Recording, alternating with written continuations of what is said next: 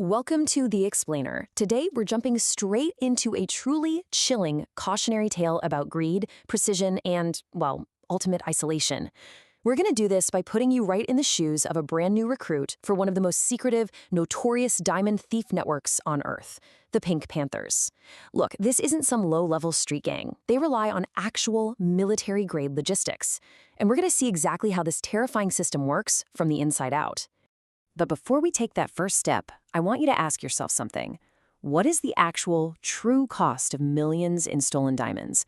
As we go through this explainer, I want you to actively imagine if staggering wealth is truly worth an ever-shrinking world of total isolation and just absolute paranoia. Keep that in the back of your mind as we watch this life unfold. All right, let's set the scene. You're 22 years old. You're a former soldier living in a war-torn Balkan city, and honestly, your future looks just as gray as the concrete apartment blocks around you.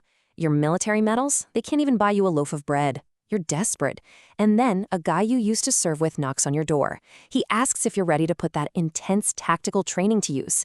Not for your country this time, but for a diamond. You don't ask a lot of questions. I mean, in your world right now, money is literally the only thing that feels real. So here's the path ahead. We're going to trace your career step by step, from a 22-year-old scout all the way to a 45-year-old operator. And I want you to notice a really terrifying pattern as we go. Your wealth is going to grow exponentially, sure, but your personal freedom, it's going to violently, irreversibly shrink. Okay, let's begin your new career. Level 1, the scout. At 22, your journey starts super simply. You've just got your eyes and a mobile phone, usually in a major global city like London or Tokyo. And what's wild is you aren't actually there to steal anything yet. Your job is to literally exist as furniture. You are making absolutely zero money right now. The organization is just testing you. They want to see if you can be completely invisible and, honestly, most importantly, if you can keep your mouth shut. Because while you're standing there pretending to casually browse the jewelry, you're actually hunting for weak points. You're meticulously counting every security camera. You've got a stopwatch hidden in your pocket to time the police patrols outside. You're even inspecting the display cases to see if they're heavy tempered glass or just cheap knockoffs. You're taking mental notes on the whole shebang.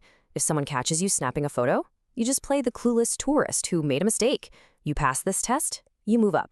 Fast forward a bit, by age 25, you graduate to level 2, the driver. 10 grand a pop. You're pulling in more money for one single job than you'd make an entire decade back home in the Balkans. You've moved up to logistics. But you're not driving some delivery truck. You are sitting behind the wheel of a stolen Audi RS6. And man, the stakes have suddenly become terrifyingly high. Because while the adrenaline is pumping and the money is incredible, a single second of hesitation means 20 years in a foreign prison. In this business, the margin for error is absolutely zero. One tiny mistake behind the wheel, and your physical world immediately shrinks from that driver's seat down to a windowless jail cell. And that zero margin for error, it dictates a completely ruthless game of logistics based on your old military background. Step 1, steal the Audi. Step 2, execute the ram raid, literally driving the car right into the target boutique. Step 3, extract the whole crew before you even hear the first police siren. This means you have to practice the escape route so obsessively that you could pull off this exact 60-second clinical extraction totally blindfolded. Okay, say you survive that. By 28, you level up again to level 3, the grabber.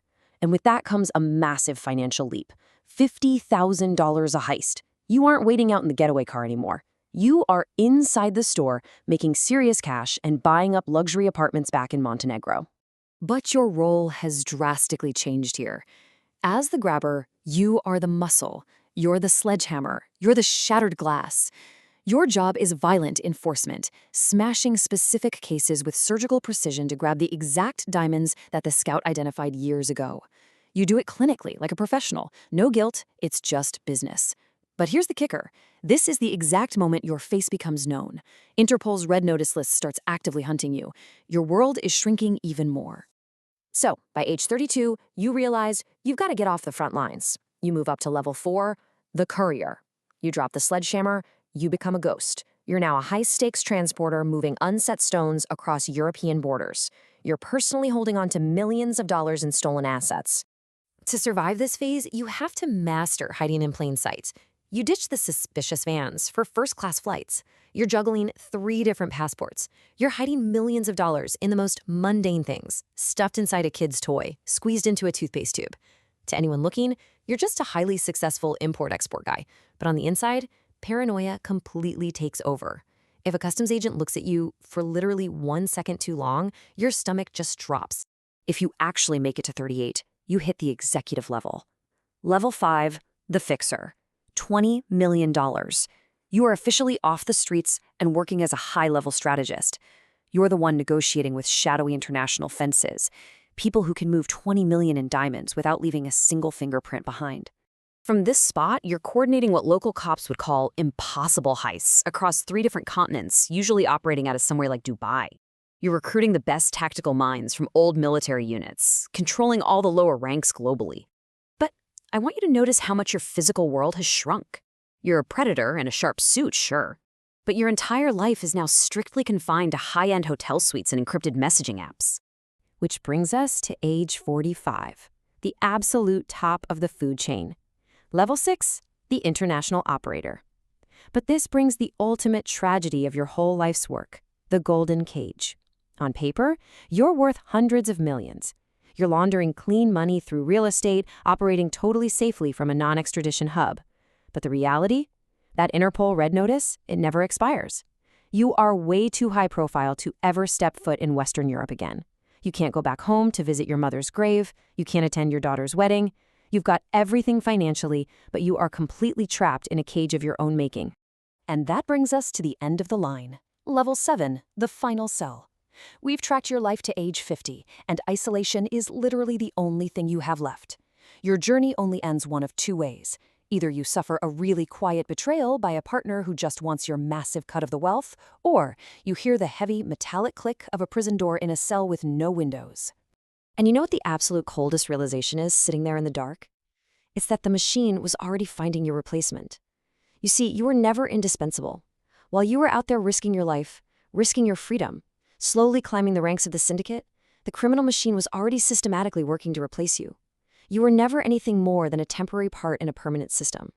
Which leaves us right back where we started. As you essentially disappear from the world, a brand new 22-year-old sitting in a Balkan cafe is looking at his old military medals, waiting for a knock on the door.